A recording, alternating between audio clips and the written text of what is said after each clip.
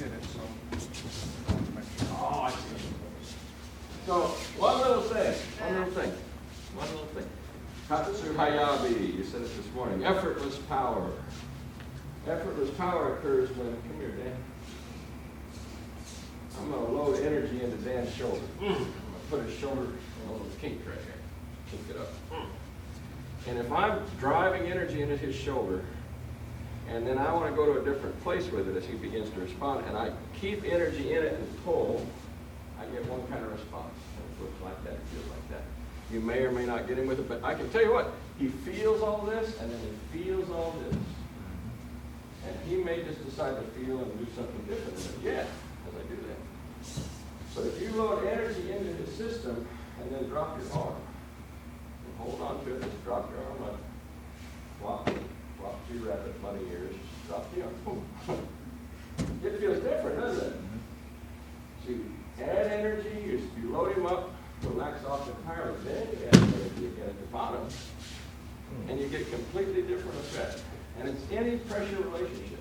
Say, I have pressure on this, and I relax it, and then put it back on, for instance.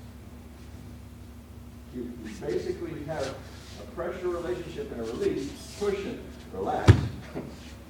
And then as he starts to do whatever, then add the next pressure on it. But in between, you want it to feel like nothing. The zero thing. And the zero thing is what's given them fits because their nervous system doesn't have signal. It's feeding off a signal. He can read my signal, start to do something with it. He starts to, yeah, and he's pulling back against it. He's pulling, and the failure of signal is what made him pop in the air.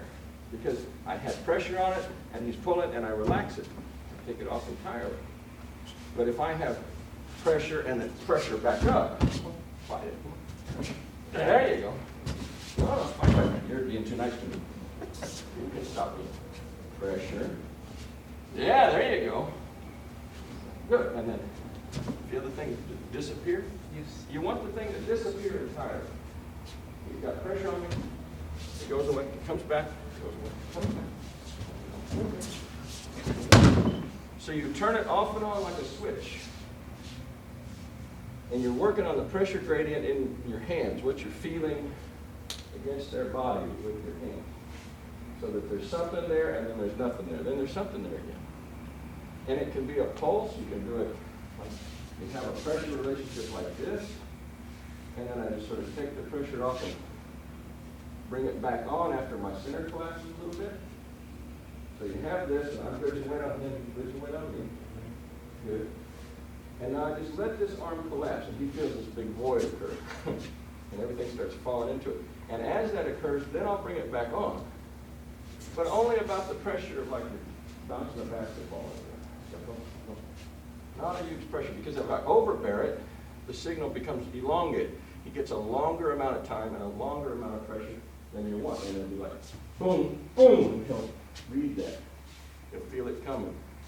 He'll tear it off. But you do it kind of like, boom. Dribbling the basketball through his hand. His body goes, it gets weirder and weirder because it doesn't have the time or the signal strength to orient around. Cool? So you're looking for a threshold of pressure that's just about like thump, thump, thump, about like that. And you're looking for it to hit him off and on in these momentary phases too. Cool? And that's part of what that pressure through the length of the stick. So sometimes you feel it, and sometimes you don't, and sometimes you feel it, and sometimes you don't in your hand. You want that same feeling off and on. Cool? So do a little more. Release it.